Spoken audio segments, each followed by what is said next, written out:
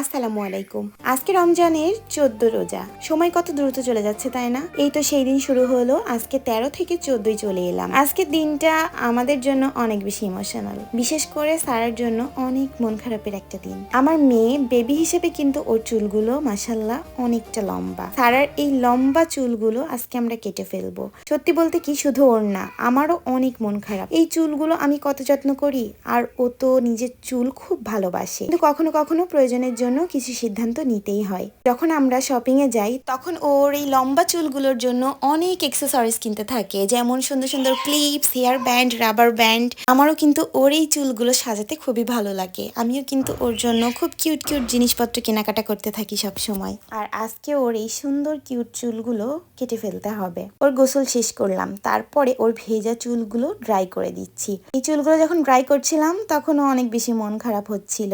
সারা চুলগুলো ড্রাই করার পরে ওকে রেডি করে নিলাম, তার সাথে আমার ছোট্ট মিহুটাকেও রেডি করে নিলাম। আমিও একটু রেডি হয়ে নিলাম। এরপরে আমরা একসাথে চলে যাচ্ছি পার্লারের উদ্দেশ্যে। আমরা চলে এলাম স্বর্ণা মেকওভারে। জায়গাটাতে ঢুকেই খুব ভালো লাগলো।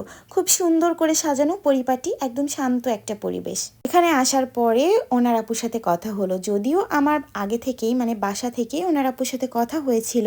তারপরে এখানে এসে আমি আপুকে বললাম যে এভাবে এভাবে করে সারা চুলটা কাটতে হবে। প্রথমে আপু কি করলো, ওর চুলগুলোকে খুব সুন্দরভাবে স্ট্রেট করে দিল। চুলগুলো স্ট্রেট করার পরে আমার তো এখন আরো বেশি মায়া লাগছে। চুলগুলো দেখতে এত বেশি সুন্দর লাগছিল।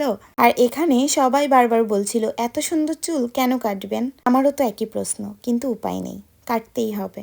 এই মুহূর্তটা সত্যিই খুব কঠিন ছিল। তার চোখে মুখে তখনও মন খারাপের ছাপ। মা হিসেবে আমারও খুব কষ্ট হচ্ছিল, কিন্তু ভরসা ছিল শেষটা ভালোই হবে। আর তারপর এই যে ফাইনাল লুক, মন খারাপ কোথায় যেন উড়ে গেল। চুল কেটে ওকে এত কিউট লাগছিল, একদম অন্যরকম একটা লুক। আমার কাছে তো এখন মনে হচ্ছে ওর আগের চুলের থেকে এই চুলেই ওকে বেশি সুন্দর লাগছে মাশাআল্লাহ। এখন বলি পার্লারে এসে আমার কেমন লেগেছে। পার্লারের ওনার আপুর বিহেভিয়ার আমার কাছে খুবই ভালো লেগেছে। আপু সারার সাথে পুরোটা টাইম অনেক বেশি ফ্রেন্ডলি ছিল, অনেক আদর করছিল। ওর যে অনেক বেশি মন খারাপ ছিল সেটাও কিন্তু এখানে এসে দেখলাম অনেকটা কেটে গিয়েছে। বাচ্চাদের সাথে এইভাবে ধৈর্য ধরে কাজ করা আসলেই অনেক বড় ব্যাপার। আজকের দিনটা শুরু হয়েছিল একটু মন খারাপ দিয়ে, কিন্তু শেষ হলো অনেক সুন্দর একটা স্মৃতি দিয়ে। রমজানের 14 রোজার এই ছোট্ট একটা পরিবর্তন আমাদের জন্য মনে রাখার মতো হয়ে থাকবে। আর আপনারাও কিন্তু এরকম সার্ভিস পেতে হলে চলে আসতে পারেন স্বর্ণা মেকওভারে। চুয়াডাঙ্গা চৌরাস্তার মোড়, থানার সামনে, লিপি জুয়েলার্সের 4র্থ তলায় স্বর্ণা মেকওভার।